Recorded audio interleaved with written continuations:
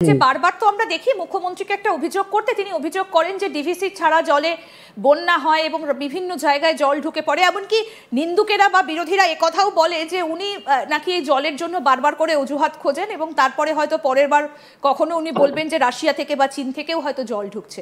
প্রশ্নটা এখানেই, কালকে তো কলকাতায় প্রবল জল ঢুকে গেল এবং প্রবল জল ঢুকেছে, উনি জল ঢুকুক আর যাই ঢুকুক পুজোটা উনি উদ্বোধন করে যাবেন, মানে জলে দাঁড়িয়ে হলেও পুজোটা উদ্বোধন করতে হবে।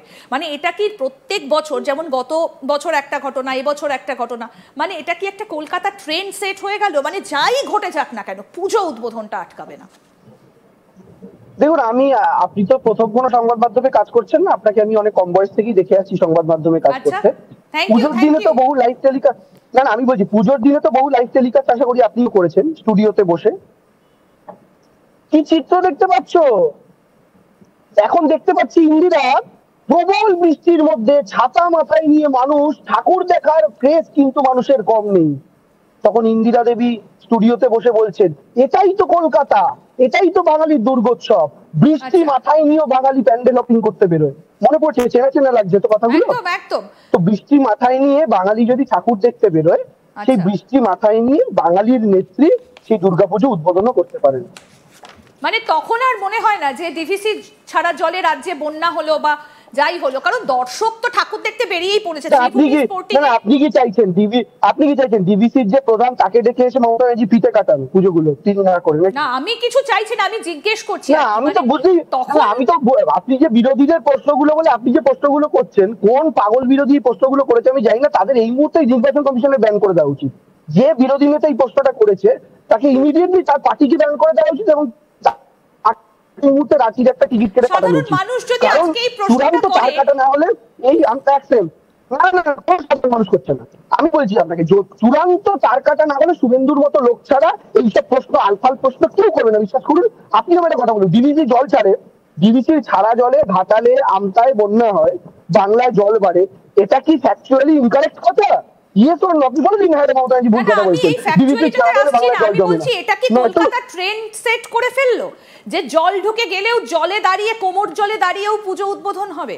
আমার প্রশ্নটা এটাই। একদম মানে এটা কলকাতা ট্রেন্ড হয়ে মায়ের আরাধনা হবে, মায়ের আরাধনা হবে, মায়ের আরাধনা হবে, সেই আরাধনাকে কেন্দ্র মায়ের। হ্যাঁ হ্যাঁ, কি বলেন শুনতে পেলাম। যদি এরকম কখনো পরিস্থিতি হয় যে কোথাও জায়গা নেই, নৌকো করে ঠাকুরকে বসাতে হচ্ছে, মা দুর্গার কাঠামো বসাতে হচ্ছে, তাহলে সেই নৌকোর মধ্যেই পুজো হবে এবং নৌকোতেও উদ্বোধন হবে। একদম, সাধারণ মানুষ নৌকোতে বসেই রোল সেন্টারের পাশে দাঁড়িয়ে রোল খাবে, সেই নৌকো করেই মাকে দেখতে যাবে। আপনার যদি ইচ্ছে থাকে, মা আপনার এই ইচ্ছাটাও পূরণ করুন। আমি এটা চাই না, কারণ বাংলায় কোনোদিন এরকম নৌকা করে ঠাকুর দেখতে হোক, এটা আমরা কেউ চাই না। কিন্তু যদি এরকম পরিস্থিতি কখনো হয়, বাঙালি নৌকো নিয়ে হলেও ঠাকুর দেখতে যাবে। বাঙালির কাছে মা দুর্গা এতটাই আপন। আমরা তো বহিরাগত সংস্কৃতিতে এখনো আবদ্ধ হয়ে যায়নি। আমরা তো উত্তরপ্রদেশ বা বহিরাগত কালচার, যেটা বাংলায় বিজেপি ক্রমাগত চাপিয়ে দেওয়ার চেষ্টা করছে, যে ভগবান আমাদের কাছে ব্যবসার বস্তু, ভগবান কেবল যে রাজনীতি বস্তু, এটা তো আমাদের কাছে নয়। বাঙালির সাথে মা দুর্গার আত্মিক সম্পর্ক, এবং বাঙালি মা দুর্গাকে একদিকে যেমন মাতৃজ্ঞানে পূজা করে, তেমন ঘরের মেয়ে উমার মতো করে পুজো করে। এখন যে শাশুড়ি মাকে জিজ্ঞেস করবেন বা বাড়ির মাকে জিজ্ঞেস করবেন, তার সন্তানটা যখন শ্বশুর বাড়ি থেকে বছরে একবার তার মায়ের বাড়িতে আসে, তখন বন্যা হোক, ঝড় হোক, জল হোক, সে মা কিন্তু তার সন্তানের আপ্যায়নে কোনো ত্রুটি রাখে না। বাংলার প্রত্যেকটা মানুষ হচ্ছে সেই মা, এবং মা দুর্গা হচ্ছে তাদের ঘরের উমা, তাদের ঘরের মেয়ে। মেয়ে আসছে মানে উৎসব হবে, আর সেই উৎসব বাংলার আরেক মেয়েই করবে। বেশ দেবাংশু, 6 নম্বর প্রশ্ন, এটাই শেষ প্রশ্ন আজকে আপনার কাছে। একটা শুভেন্দু অধিকারী বক্তব্য আমরা পেয়েছি, যেখানে আমরা গতকাল দেখেছি লুডো ডাইস দেখে প্রশ্নের সংখ্যা সেট করে আমরা টপিকগুলো তুলে তুলে আলোচনা করছিলাম আর কি। কারণ গতকাল মুখ্যমন্ত্রীও তো সিইএসসি সমালোচনা করেছেন, এই 9 জনের মৃত্যুর জন্য সিইএসসি কতটা দোষী সেটাও তিনি বলেছেন। এবং শুভেন্দু অধিকারীও একটা বক্তব্য, আমি খুব ছোট্ট করে শোনাই, বেশি বড় করব না, তারপরে প্রশ্নটায় আসছি। প্রোডাকশন টিমকে বলবো চালাতে। দেখুন, আমার তৃতীয়টা খারাপ, সিএসসি যেমন দায়ী, তার থেকেও বড়ই দায়ী কলকাতা কর্পোরেশন এবং কলকাতা পুলিশ। কোমরে দড়ি বেঁধে জেলে নিয়ে যা ফিরাদ হাকিম, মনোজ বার্মা আর সঞ্জীব গোয়েল। আমার প্রশ্ন এখানে যে দেবাংশু, আমরা শুনেছিলাম আর কি, মানে যদি ভুল শুনে থাকি আপনি কারেক্ট করে দেবেন, যে নির্বাচনে আগেরবার বন্ড এসেছিল আর কি সিএসসি থেকে, এবার কি আসবে না? তাই কি এই দোষারোপ? প্রথম কথা হচ্ছে আপনি আমাকে তৃতীয়ার দিন দুবার এই কয়েকটা ছবি দেখিয়ে আমার পুজোটা, আমি জানি না আপনারা নষ্ট করার প্ল্যান করেছেন কিনা, না না একদম মানে না। এর ছবিটা আমাকে দুবার দেখতে হলো, এবং আপনাদেরও দেখতে হলো। খুব শুভেচ্ছা রইল পুজোর জন্য আগাম। তা আমি যেটা বলছি সেটা হচ্ছে, দেখুন, ইলেকট্রাল বন্ডের প্রশ্ন করলেন তো, এই বন্ডের প্রশ্ন শুভেন্দু অধিকারীকেই করা উচিত, যে এই কারণে কি আদানিদের বিরুদ্ধে এত অভিযোগ থাকা সত্ত্বেও আমেরিকায় আদানির বিরুদ্ধে তদন্ত ট্রাম্প চালু করবেন আবার, যেটা বন্ধ হয়েছিল, নরেন্দ্র মোদী গিয়ে সেটিং করে এসেছিলেন। সেই কারণেই কি ওই শুধুমাত্র ট্রাম্প ফোন করে ধমক দেওয়াতে নরেন্দ্র মোদী যুদ্ধ থামিয়ে দিয়েছিলেন, অপারেশন সিঁদুর থামিয়ে দিয়েছিলেন, সেনাবাহিনীদের মনোবলকে ভেঙে চুরচুর করে দিয়ে, ভারতের আবেগকে ভেঙে চুরচুর করে দিয়ে? এই প্রশ্নটার উত্তর শুভেন্দু অধিকারী দিতে পারবেন। কারণ ইলেকট্রাল বন্ড নিয়ে শিল্পপতিদের কেন্দ্র করে সরকার চালানো, এটা তো বিজেপি ভারতবর্ষকে দেখিয়েছে। হাম তো হামারে তো সরকার, গুজরাটের 2 শিল্পপতি আর গুজরাটের 2 নেতা, তারাই গোটা দেশটা চালাবেন, এবং যে শিল্পপতি পয়সা দেবে শুধু তারই সরকার হবে। মমতা বন্দ্যোপাধ্যায় এবং তার দল যদি শিল্পপতিদের কথা মতো চলতো, তাহলে স্বাস্থ্যসাথীর মতো কোনো প্রকল্প কোনোদিন আসতো না। মমতা বন্দ্যোপাধ্যায় যদি শিল্পপতিদের কথা চলতো, তাহলে সরকারি শিক্ষা ব্যবস্থাকে প্রমোট করার জন্য কন্যাশ্রী এবং সবুজ সাথীর মতো প্রকল্পগুলো আসতো না, যেন ছেলেমেয়েরা বেশি করে আরো স্কুলে যায়। মমতা বন্দ্যোপাধ্যায় সরকার যদি শিল্পপতিদের কথায় চলতো, তাহলে তন্তুজ থেকে শুরু করে একের পর এক সরকারি শাড়ির কোম্পানি, কাপড়ের কোম্পানি, যেগুলো সিপিএম এর সময় ধুঁকতে ধুঁকতে প্রায় মরণাপন্ন হয়ে গেছিল, সেই জিনিস আজকে নষ্ট হতো না। এবং মমতা বন্দ্যোপাধ্যায় সেই নষ্ট হয়ে যাওয়া জিনিস মমতা বন্দ্যোপাধ্যায়ের হাত ধরে আজকে পুনরায় রিভাইভ হতো না।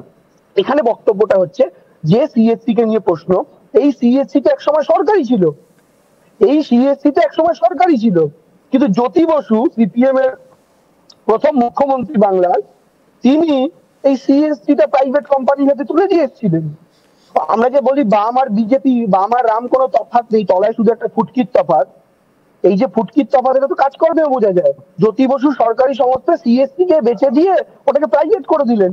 নাহলে কলকাতাতেও আজকে হয়তো ওয়েস্ট বেঙ্গল গভর্নমেন্টের ইয়ে হতো, যেমন গ্রাম বাংলা। আমি যেমন গ্রামীণ এলাকায় থাকি, আমি তো ওয়েস্ট বেঙ্গল গভর্নমেন্টের সার্ভিস পাই, আমি যথেষ্ট স্যাটিসফাইড ওয়েস্ট বেঙ্গল গভর্নমেন্টের সার্ভিস নিয়ে।